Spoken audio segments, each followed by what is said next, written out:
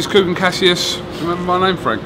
Coogan Cassius for the Cassius and Elder Show. We're outside Fredericks here in Islington for the 3-year anniversary lunch for Boxnation. With me I've got promoter Frank Warren. How are you, Frank?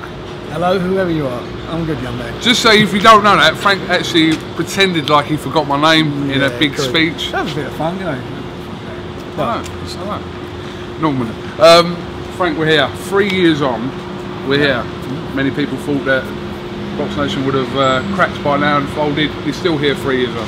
Yes, I mean, it's when you think about it, it's been quite a journey, and you sort of, I can't believe how quickly it's gone. It's flown by, and we've had some real ups and downs on the way. It's been financially, it's been tough. It's been a real, you know, it's been fun. There's been some heartache along the way, but like everything, you know, it's about getting your head down and being determined and making it work, and that's what we've done. At what point in your head did you actually click and think, do you know what? I'm going to do a TV channel. How did that initial thought process actually come about? It was back when we were doing when we was putting together the Nathan Cleverly and Bellew fight, and I was talking to Barney Francis, the head of Sky, and they weren't willing to put up the money that was needed. I felt was needed to make the show work. And at that time, they just had a couple of pay-per-views. With David Haye, which was against Audley Harrison, and the other one against Klitschko that didn't do so well for various reasons. The fights weren't all that, and also the fact that I think there's some technical problems. And he decided there was going to be no more pay-per-view. And they were, at that time, there was 4 promoters getting dates, myself, Frank Maloney, Ricky Hatton, and Matchroom. And they were cutting back dramatically on the money, and so I was thinking to myself, 8 dates, you know, you're going to turn over less, you're going to get less than £1 billion from TV revenue per year. There's no pay-per-view. How on earth are you going to make that business work? The model doesn't work. But well, I'm going to lose my money and do my money. I might as well have a go myself. And everybody I spoke to said we were mad, we wouldn't get off the ground, but we managed to. Like sort of day 3, we got let down dramatically by a couple of investors who didn't come up with their money, and it put me personally and other people under a lot of strain, both financially and mentally. But you know, we bashed on. There were times when people got paid a little bit later than they should have done, but they all got paid. They certainly done better than, say, the Woolworth creditors and RBS and so forth. You know, we made sure that we delivered to them, and it was tough. And then along came BT, and suddenly that livened up the scene because they took a Premiership package away from Sky, and or took a Premiership package, and suddenly Sky see there was a competitor there, and I think they were a bit worried what would happen with the boxing. So they suddenly got back into the, you know, looked at it, and I think it was about 9 months after I left, they unceremoniously dumped Ricky Hatton by email, and Frank Maloney or Kelly Maloney, whatever his name is, or her name is today, he got dumped. Frank at the time got dumped, and they went with Matchroom, and so they got back into the boxing game. So whatever you think about Boxnation, we managed to get Sky to get back and reinvesting in the sport.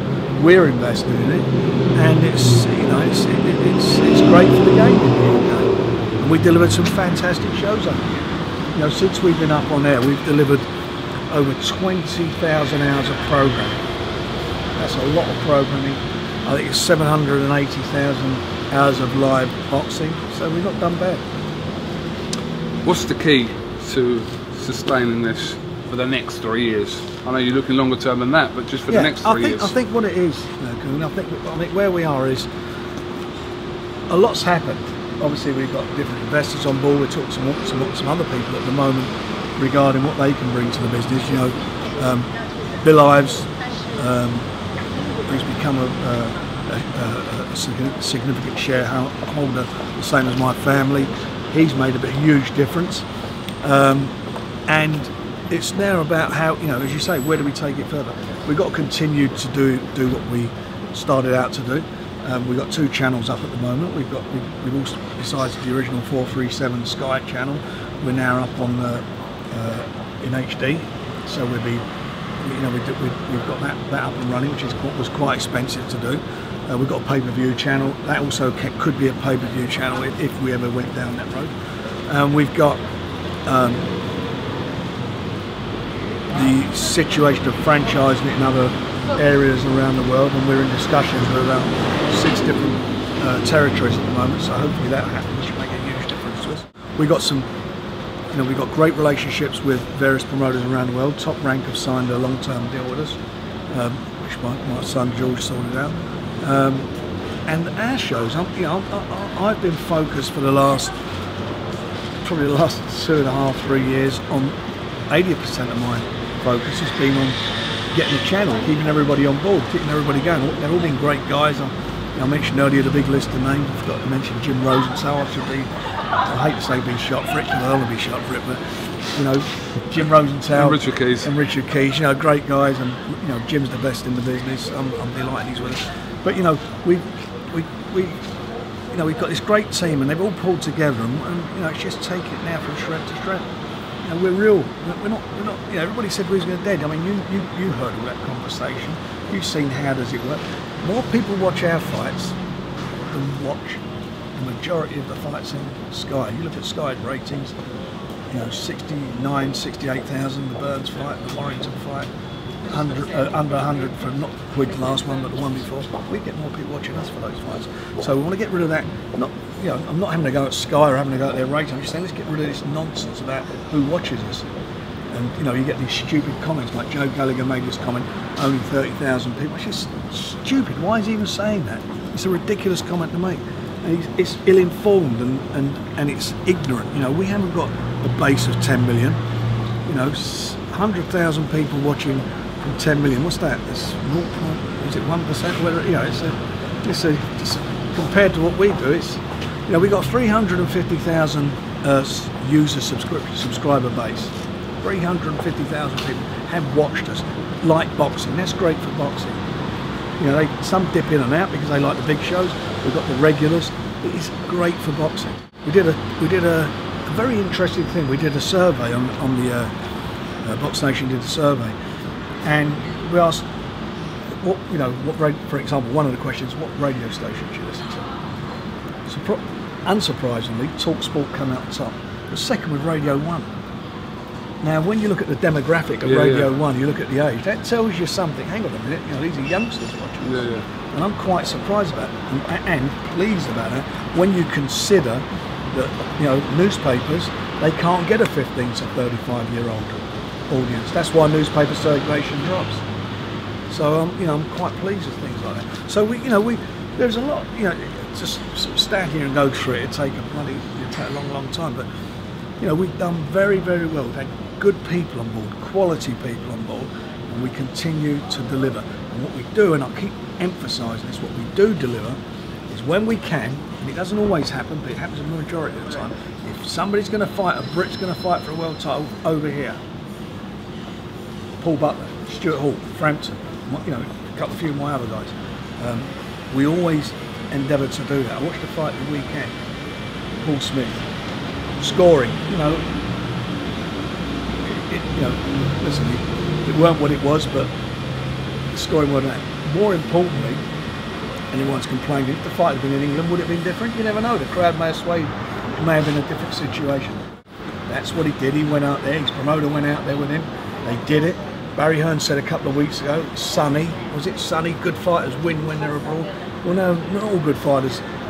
Fights are different. Some fights are close fights, and you look at it and think, if that's a close fight, is my guy going to win away, or is he going to win at home?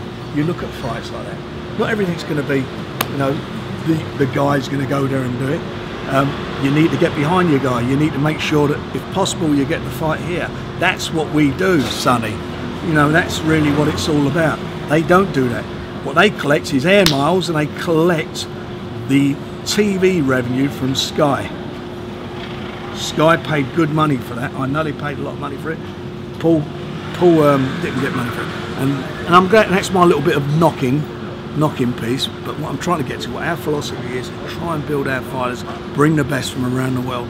You know, the top fighter, the highest earning athlete in the world for the last 3 years on the Forbes list is Floyd Mayweather. His last 5 fights have been on Boxnation. We've got Manny Pacquiao on there. You know, they fight on the channel regularly. That's what we do. We are a boxing channel. We deliver the best. Whether you like me or you don't like me, or you like my promotions or you don't like my promotions, at the end of the day, we deliver fights to the boxing fans, because I'm a boxing fan. And that's what we do. We deliver to the fans. Great value for money. 12 quid a month. That ain't bad. You know, it's cheaper than buying 4 editions of Boxing News. It is, it's cheaper, and yes, when you're watching live boxing.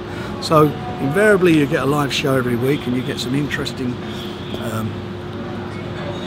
magazine programs on there. The Bunsey Show, your show, Cassius and Helder Show, 8 PM Thursdays. Thank you. That's your name. I just mentioned it. What's his name? Show with Helder, and then we got you know, and then we've got the boxing match. So it's a lot of things happening, and we're evolving and we're doing other stuff. But the bottom line of it is, you know, we are, you know, I've been into boxing a long time. I love boxing. I like watching boxing. I like, if a Brit's fighting, I like to get the best we can for our guys. That's what we're all about. That's what this channel's about. And you know, 3 years down the line, I'd like to say we're still here, thanks to the public, because if it wasn't for the public subscribing, we wouldn't be here. And they obviously must like what we do, otherwise it wouldn't be happening.